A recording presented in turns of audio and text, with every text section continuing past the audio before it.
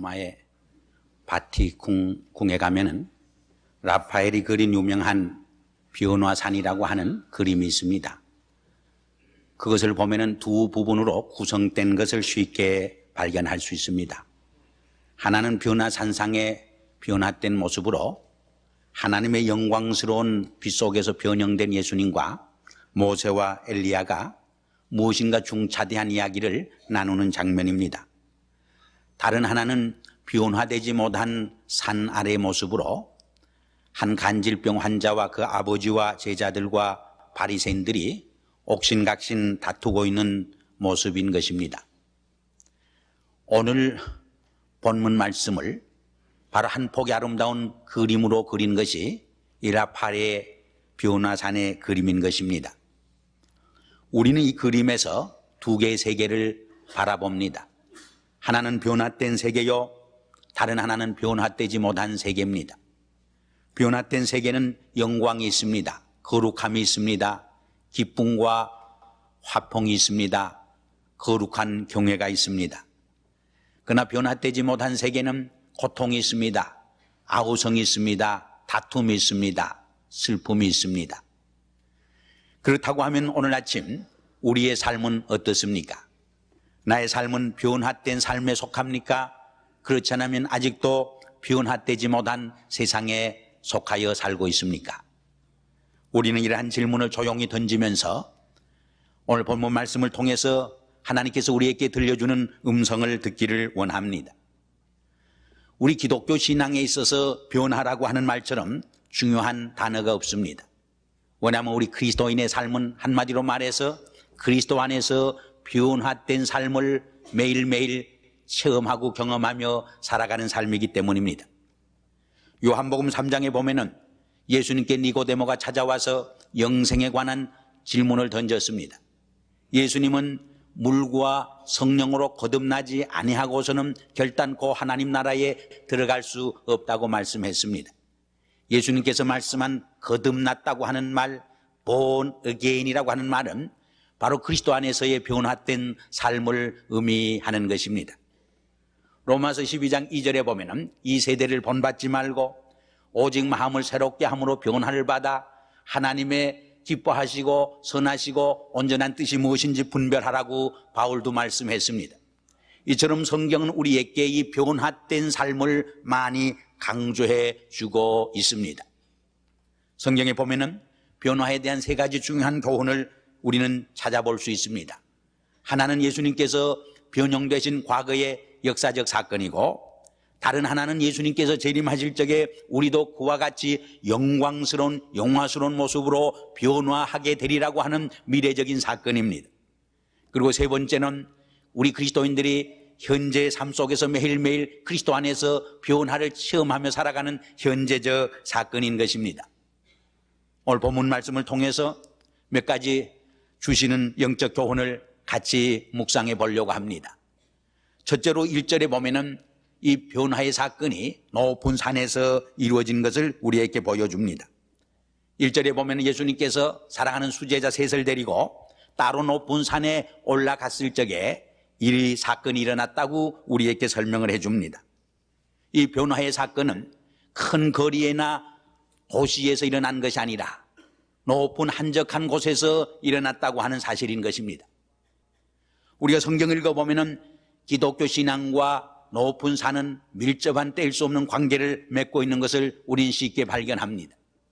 예를 들어서 모세는 호렙산 슬기에서 기슭에서 하나님의 부름을 받았습니다. 그런 시내산에서 십계명을 받았던 것을 우리는 너무나 잘 알고 있습니다. 우리가 엘리야의 생애를 읽어봐도 가멜산 꼭대기에서 바알 선지자와 대결해서 하나님의 살아계심을 증거하고 승리했던 것을 우리는 읽습니다. 그리고 호렙산 기슭에서 그는 하나님의 세미한 음성을 들을 수 있었던 것입니다. 그래서 구약 성경을 읽어보면 구약의 하나님은, 구약의 이스라엘의 하나님은 왕상 20장 23절에 보면 산의 신으로 설명되어지고 있습니다. 히브리 시인도 말합니다. 내가 산을 향하여 눈을 들리라. 나의 도움이 어디서 올꼬? 나의 도움이 천지를 지으신 여호와께로소다. 이렇게 말씀합니다. 그럼 왜 이렇게 기독교 신앙과 높은 산과 깊은 관련을 맺고 있는 것입니까? 그것은 높은 산이 우리에게 기도할 수 있는 좋은 장소를 제공하고 하나님과 깊은 영적 사귐과 하나님의 계시에 접할 수 있는 좋은 환경을 만들어 주는 때문인 것입니다. 역시 우리 인간은 환경의 지배와 환경의 영향을 받으며 살아갈 수밖에 없는 존재입니다.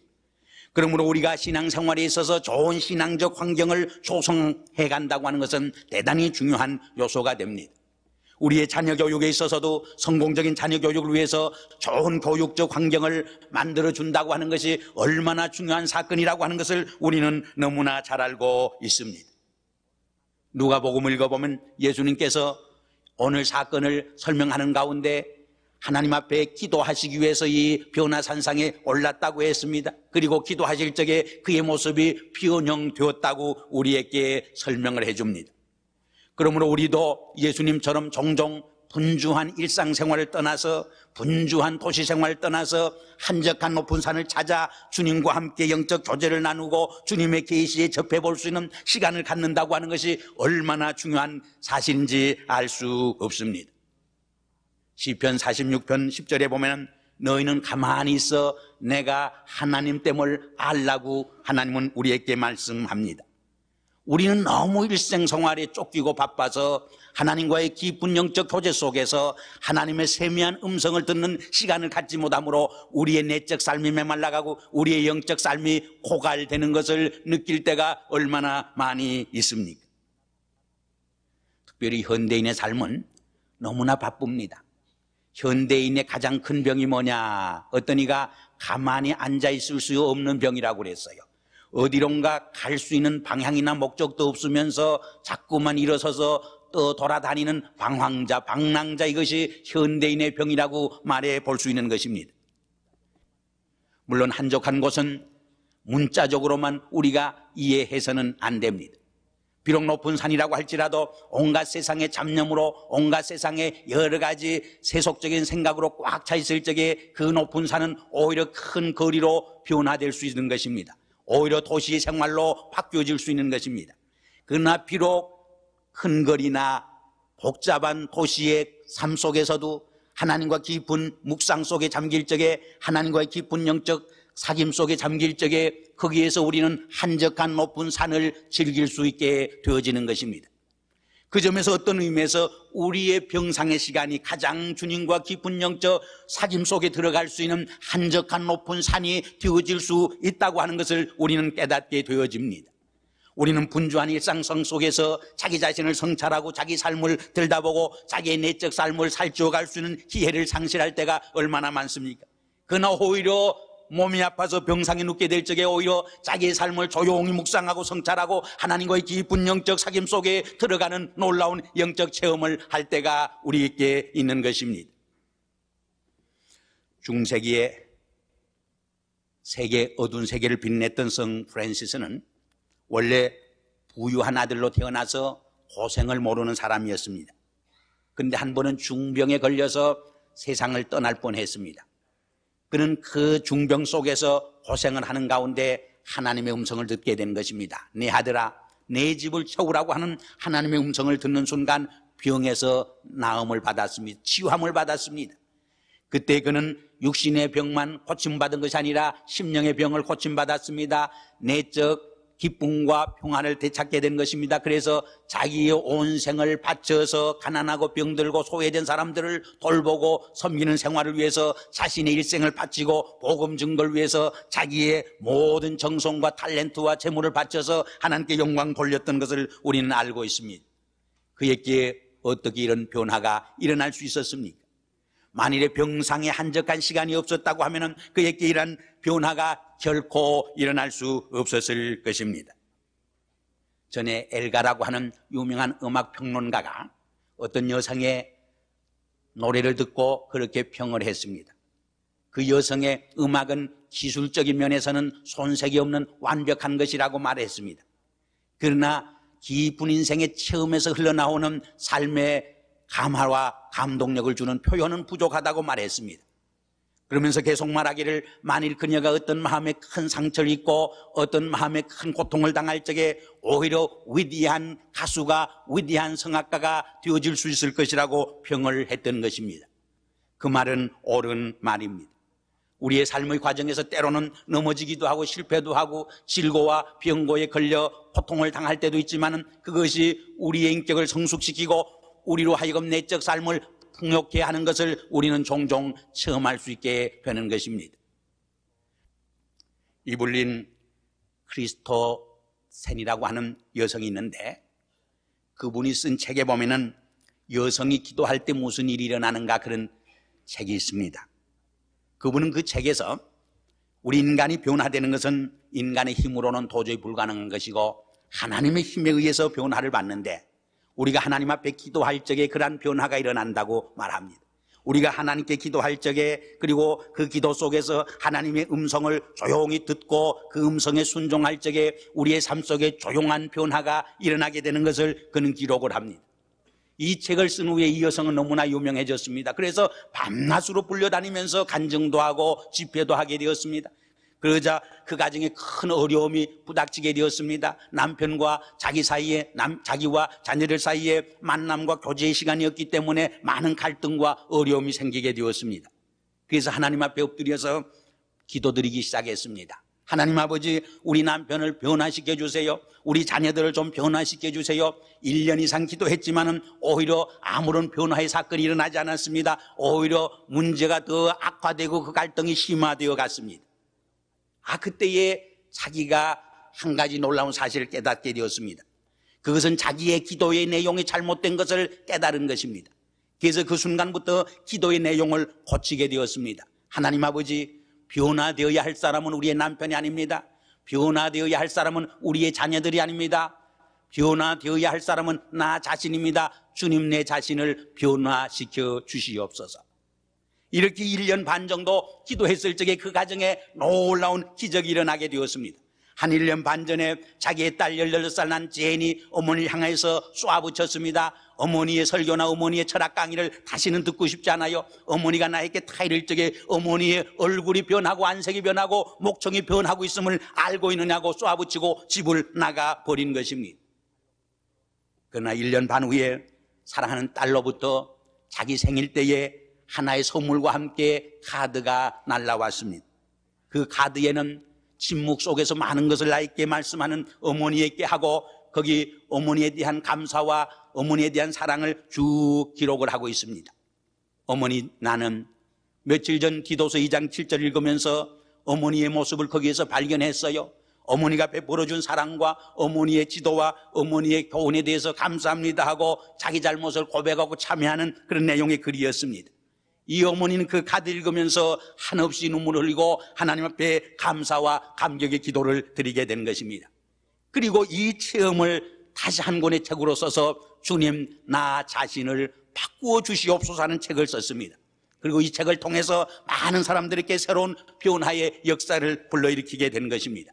그는 말합니다. 우리는 종종 나 자신이 변화되어야 하는데 다른 사람이 변화되어야 한다고 생각을 합니다. 이웃이 변화되어야 한다고 생각합니다. 부모가 변화되어야 한다고 생각합니다. 자녀들이 변화되어야 한다고 생각합니다. 그러나 정말 변화되어야 할 사람은 다른 사람이 아니라 나 자신임을 기억을 해야 한다는 것입니다. 내 자신이 변화될 적에 우리의 가정이 변화되는 기적이 일어납니다. 내 자신이 변화될 적에 우리 교회가 바뀌어지는 변화의 기적이 일어납니다. 내 자신이 변화될 적에 우리의 사회와 공동체가 변화되는 놀라운 변화의 기적이 일어나게 되는 것입니다. 왜 변화가 일어나지 않습니까? 왜 변화의 기적이 없습니까? 내가 변화되지 아니하고 다른 사람이 변화되기를 기대하고 다른 사람이 변화되어야 한다고 비판하기 때문에 거기에 진정 변화의 기적이 일어나지 않게 된다고 하는 사실입니다. 그래서 영어에 보면은 change yourself, then everything will be changed. 네 자신을 바꾸어라. 그리하면 모든 것이 변화되리라고 하는 유명한 말이 있습니다. 다음으로 2절에 보면은 저희 앞에 변형대사 그 얼굴이 해같이 빛나며 옷이 빛과 같이 휘어졌더라 했습니다. 마가복음에는 세상에서 빨리 하는 자가 그렇게 희게 할 수 없을 만큼 휘어졌더라 했습니다. 성경에 보면은 옷은 우리의 윤리적 행위와 생활을 상징합니다. 그런데 우리 크리스찬들은 예수의 옷을 입고 살아가는 사람들입니다. 하나님의 은혜와 예수 그리스도의 보혈의 공로로 우리에게 기여해 주신, 끼쳐 주신 세상 사람들이 지니지 못하는 미덕을 지니고 우리는 살아가는 것입니다. 로마서 13장 14절에 보면은 예수 그리스도의 옷을 입고 하는 말이 있습니다. 옷은 세 가지 중요한 역할을 한다고 말할 수 있습니다. 하나는 우리의 몸을 추위와 더위에서 보호해 줍니다. 옷은 우리로 하여금 활동하고 일할 수 있게 합니다. 그리고 한 걸음 더 나가서 옷은 우리를 아름답게 미화시켜 줍니다.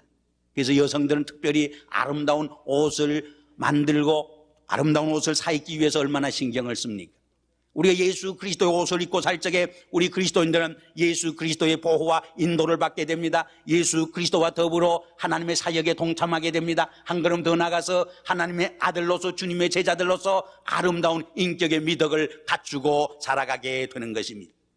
그러나 우리 크리스찬들의 미덕이라고 하는 것은, 우리 크리스찬의 선이나 의나 빛이라고 하는 것은 나의 선이나 의나 빛이 아닙니다.